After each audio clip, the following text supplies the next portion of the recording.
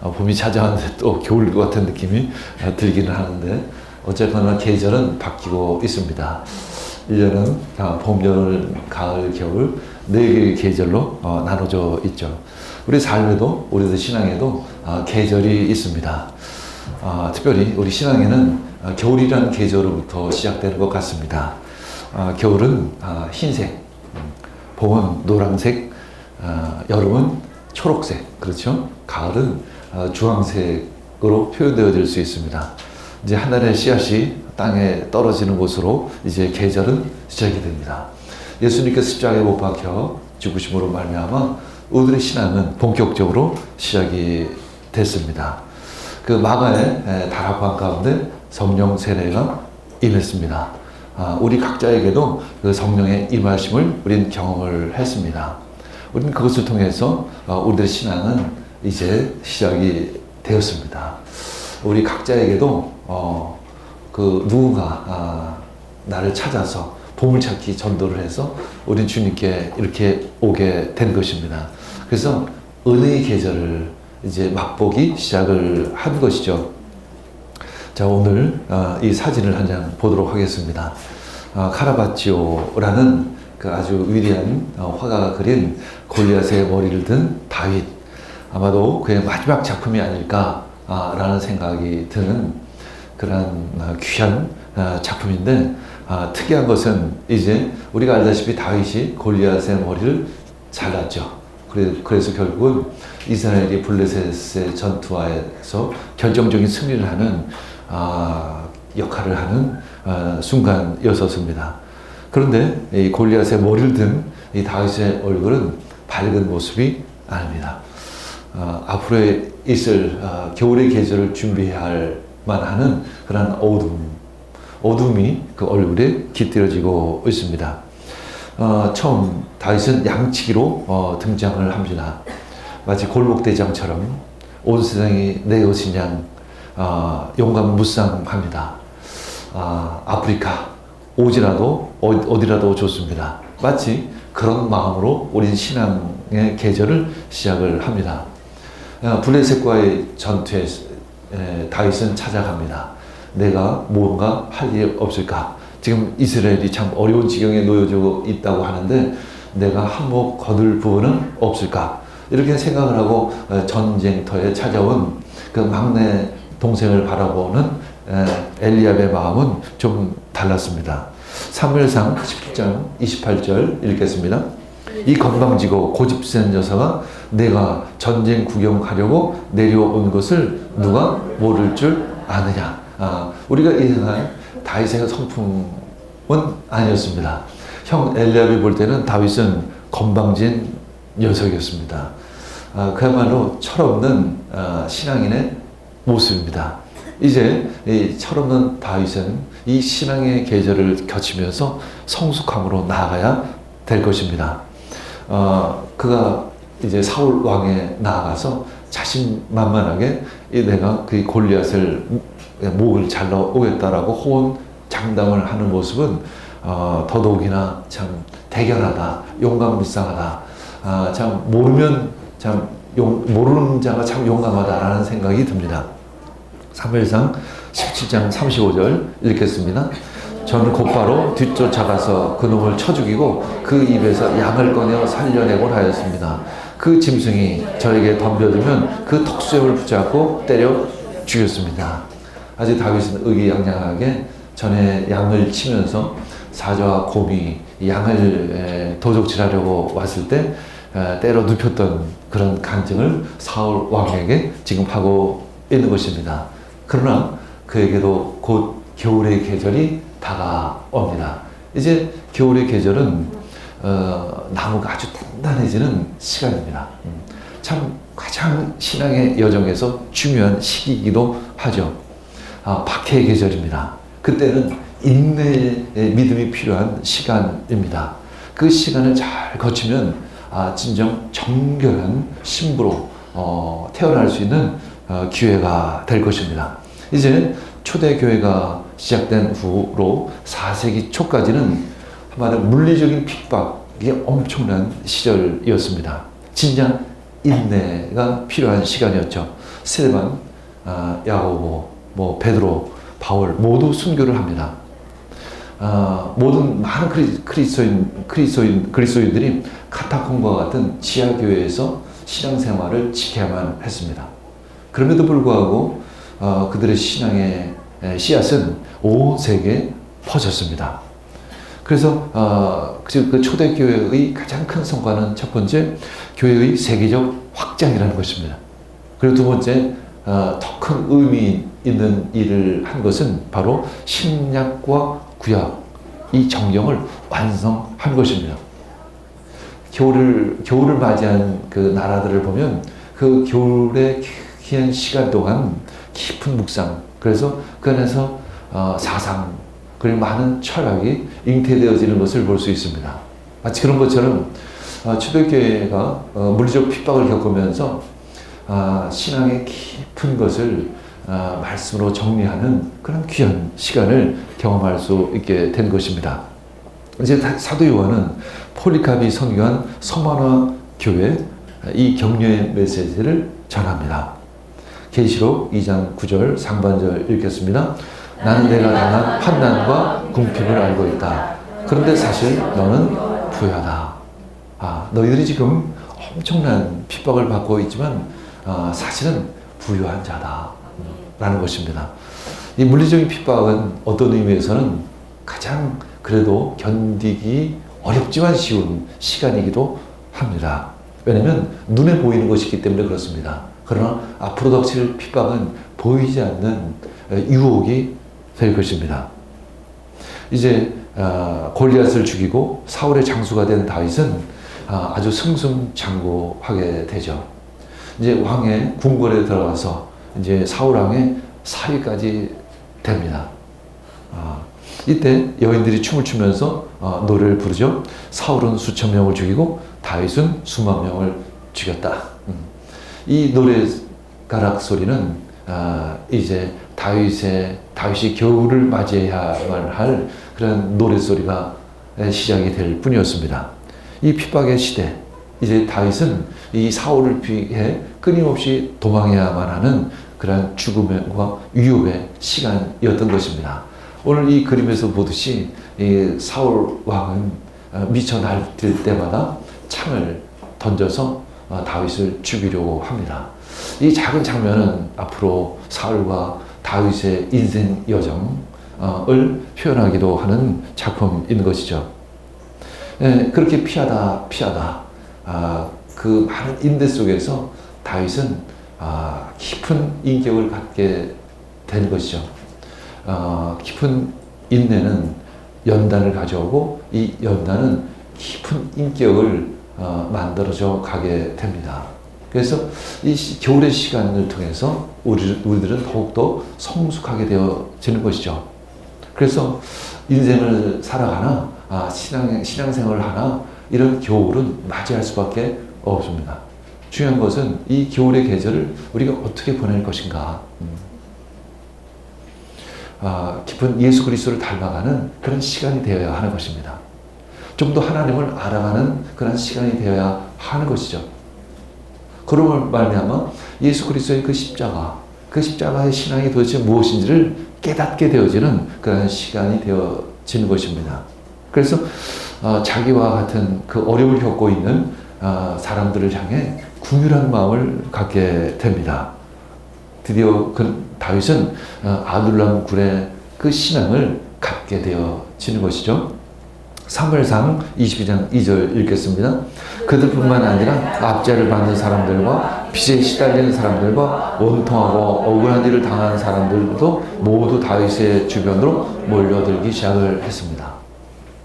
이제 다윗은 이 건방진 꼬마 사내가 아니라 압제를 받고 빚에 시달리는 원통한 일을 당한 사람, 또 억울한 일을 당한 사람들, 이를 돌아볼 수 있는 깊은 마음을 가진 성숙한 그리스도인이 되기 시작을 하는 것입니다.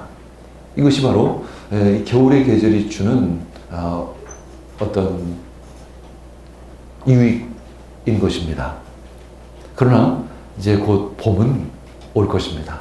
마치 지금 봄이 다가오고 있는 것처럼 313년에 콘스탄티누스 황제는 밀라노 침략을 발표를 합니다.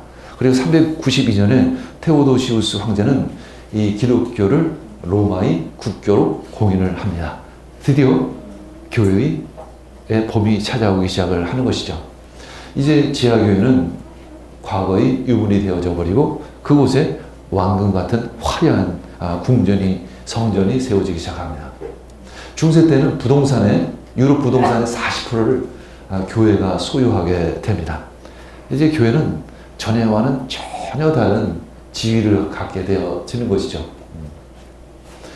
7세기에는 유대인 외에는 로마가 다스리는 지역에 다른 종교를 가질 수가 없었습니다.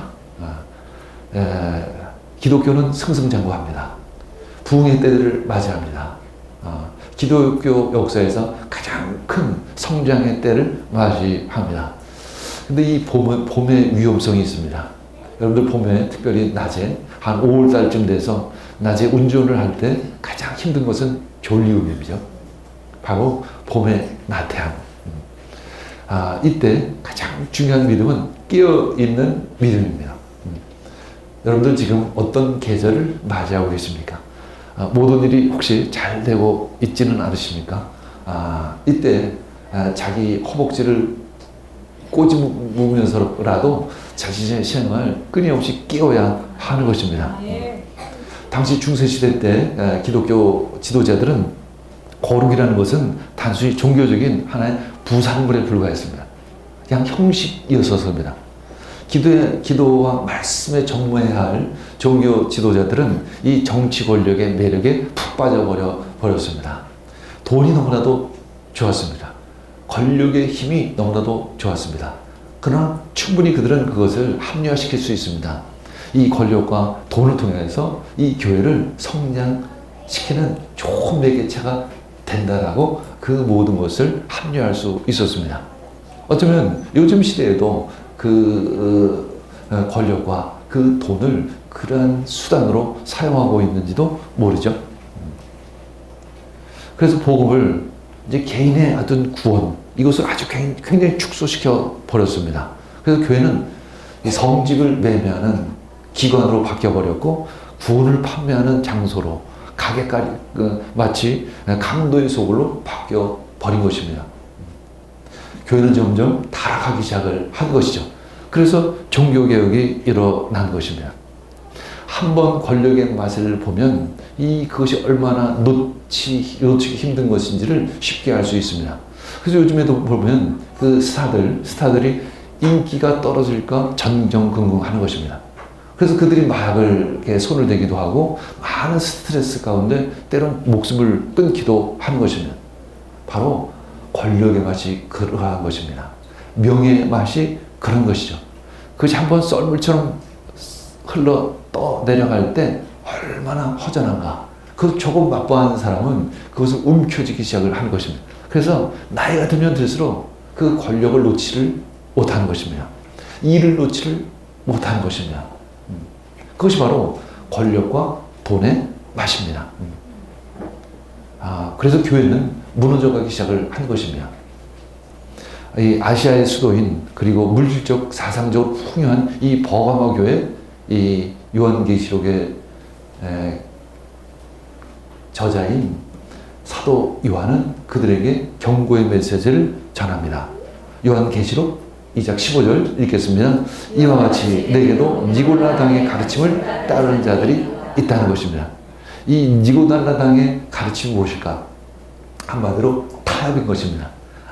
적당히 믿으라는 것입니다. 요즘 우리에게도 왜 이렇게 적당히 믿어? 라는 얘기가 나옵니다. 그리고 목회자들이나 사역자들에게는 세상과 타협하려고 하는 유혹이 끊임없이 몰려오는 것이 사실입니다. 당시의 생각들은 육체는 워낙 타락한 거 아니야? 대충 살아도 되지 않아? 나중에 영혼만 구원받으면 되지 않아?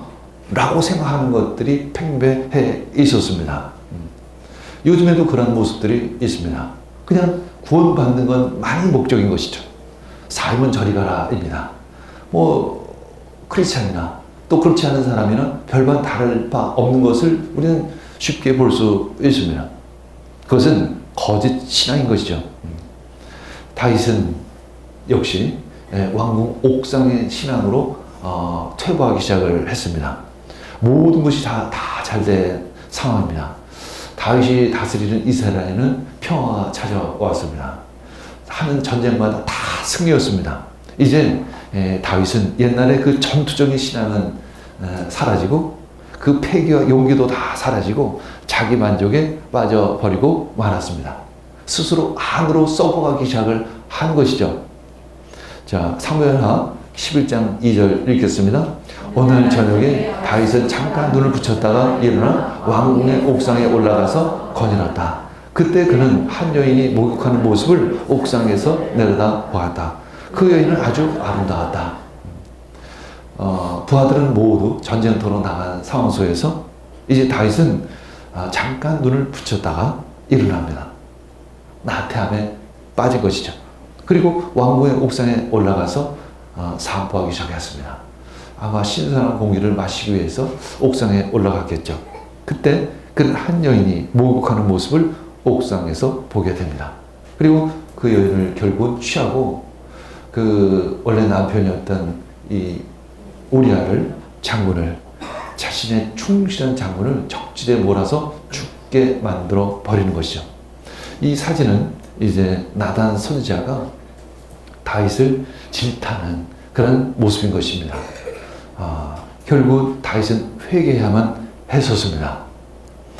이제 열매 없는 여름이 다가오고 있습니다. 그 여름에는 잎은 참 무성합니다. 나무들이. 그러나 열매는 없다라는 것이죠. 이제 기독교 역사에서도 근대와 현대를 지나게 됩니다. 이때는 인간이 신에 대한 반역을 하기 시작합니다. 하나는 없다라고 이렇게 이야기하기 시작을 합니다. 정직자들이 왜냐하면 하나님의 자리를 그동안 대신했기 때문에 일반 평민들은 충분히 그럴만 했었습니다. 혁명의 시대가 다가옵니다. 과학기술이 발전하기 시작합니다. 산업혁명, 시민혁명이 들고 일어나기 시작을 합니다. 이제 성경 대신에 이성이 먼저다, 과학이 먼저다, 이런 시대가 다가오기 시작합니다. 믿음이 무엇이냐, 믿음이 무엇이냐, 이성이 더 중요하지, 하나님이 무엇이냐, 사랑이 더 중요하지, 이런 생각들을 갖기 시작을 합니다. 이때 19세기에 다윈의 진원론이 등장을 합니다. 이제 인간의 삶이 왜곡되어지기 시작을 합니다. 신은 죽었다, 신은 죽었다 외치기 시작을 합니다. 완전히 타락의 절정에 다다른 것이죠. 그러나 교회는 끊임없이 부흥을 합니다. 그때 사도 요한은 메시지를 전합니다. 요한계시록 3장 14절 15절 읽겠습니다. 하나님의 창조의 처음이신 분이 말씀하신다. 나는 내 행위를 안다. 너는 차지도 않고 뜨겁지도 않다. 내가 차든지 뜨겁든지 하면 좋겠다. 두 가지 중에 하나를 결정하라는 것입니다. 창조신앙을 믿든지 진화론을 믿든지 둘 중에 하나만을 분명하게 정하라는 것입니다. 중간 지대는 더 이상 없다는 것입니다. 이 시대가 바로 그런 시대입니다. 분명히 하라는 것입니다. 뜨겁든지 차든지 둘 중에 하나를 선택하라는 것입니다. 당시 라오디아 교회는 무화과나무처럼 잎은 풍성했습니다. 그러나 열매는 없었습니다. 아름다운 옷을 입고 있었지만 마치 벗은 옷처럼 보였습니다. 지금 이 시대에도 교회는 참 아름다운 옷을 입고 있는 것처럼 보이지만 진정 성령님이 계시지 않고 하나님이 계시지 않는 교회가 너무나도 많이 있는 것이 사실입니다. 그래서 성도들은 영적인 감각이 무뎌졌습니다. 눈이 멀었습니다. 그래서 사도 요한은 라오디아 교회 성도들에게 이렇게 말합니다. 안양을 사서 바라라는 것입니다. 그것은 왜냐하면 이미 영적인 눈이 멀어져 버렸기 때문에 안양을 바라서라도 그 영적인 눈을 회복하라는 것이죠.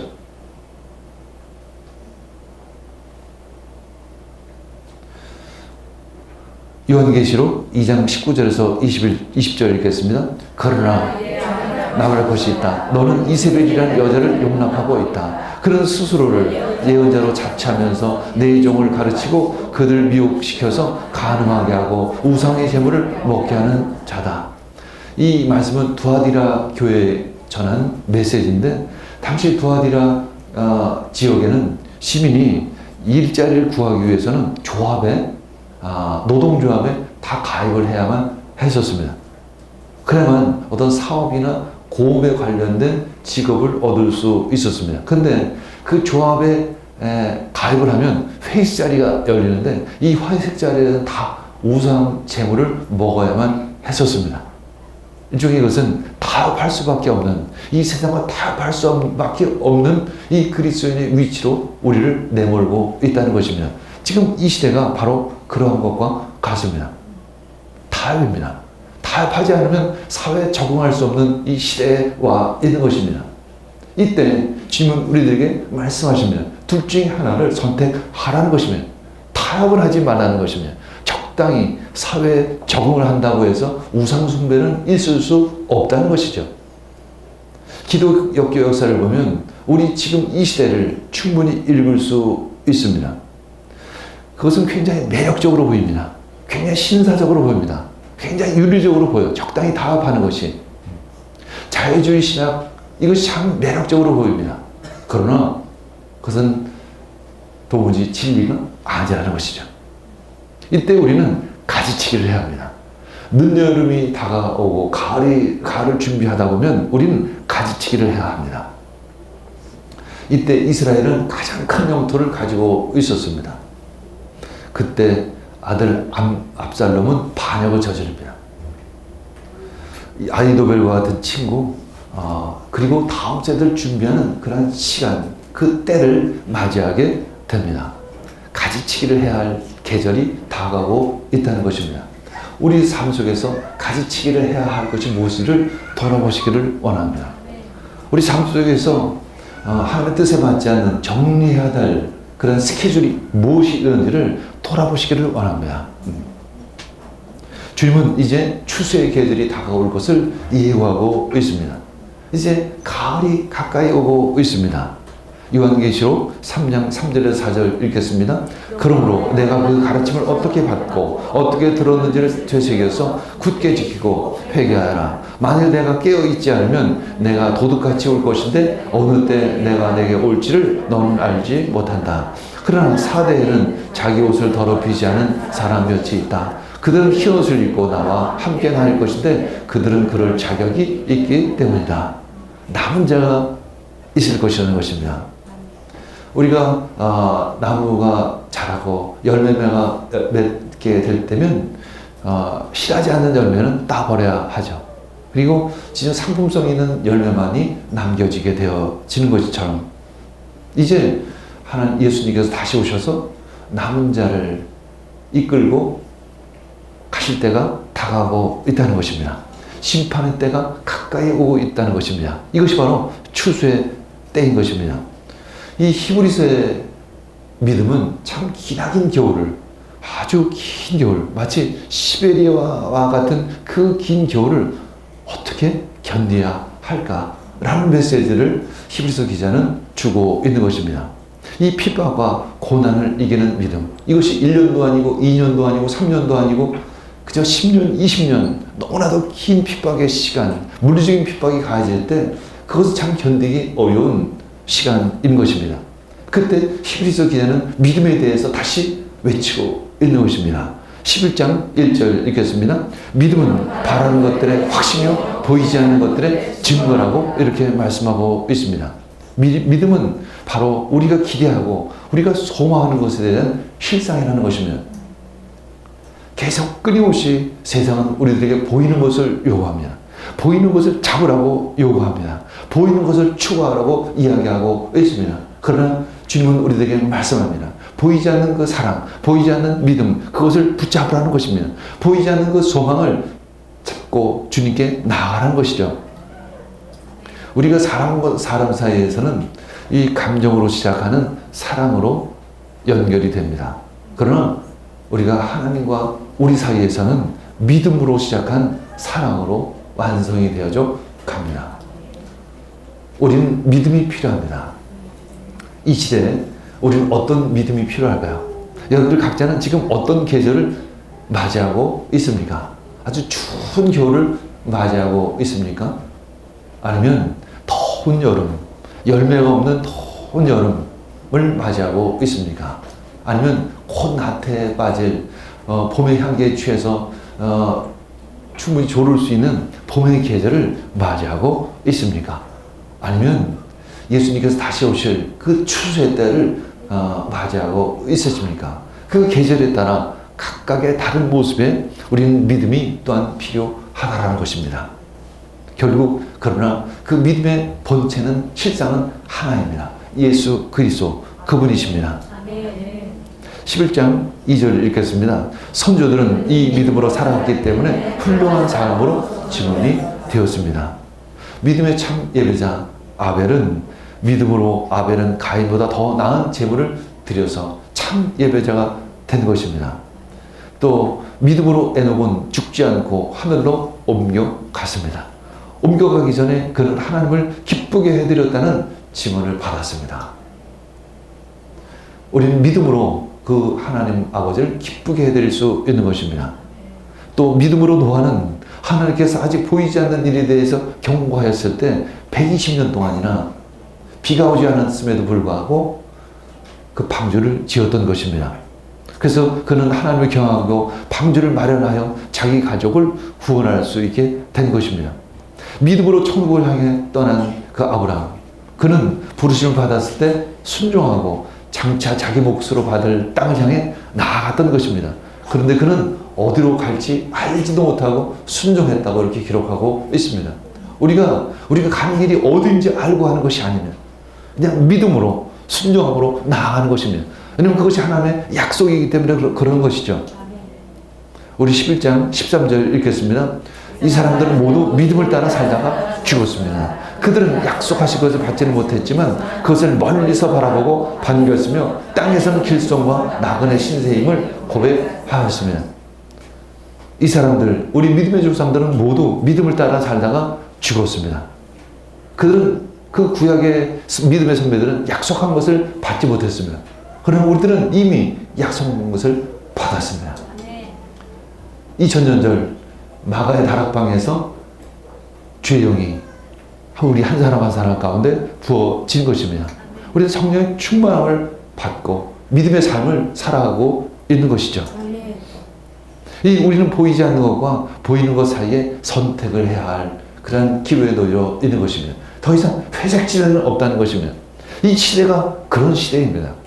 마지막 때가 가까이 온 것입니다. 추수의 계절이 온 것이죠. 이제 남은 자만이 주님을 만날 수 있게 될 것입니다. 보이는 것을 선택할 것인가, 보이지 않는 믿음을 잡을 것인가, 주님께서는 우리들에게 그렇게 말씀하고 있는 것이죠. 하나님께 나아가는 사람은 하나님이 계시다는 것을 믿습니다. 하나님이 살아 계십니다. 하나님이 이 우주 만물을 창조하셨습니다. 우리는 그것을 믿고 있습니다. 하나님은 자기를 찾는 사람들에게 상을 주시는 분이라는 것을 믿어야 하는 것입니다. 주님께서 우리들에게 믿음을 주셨습니다. 우리는 그 믿음을 붙잡아야 하는 것입니다. 그리고 주님과의 완전한 사랑을 향해 나아가야 하는 것이죠. 마지막 때가 가까이 오고 있습니다. 우리 기독교 역사를 볼 때 진짜 마지막 때가 가까이 왔구나 라는 것을 우리는 느낄 수 있습니다. 어쩌면 우리 모두 니아스 오지에 가서 살아야 될 수도 있습니다.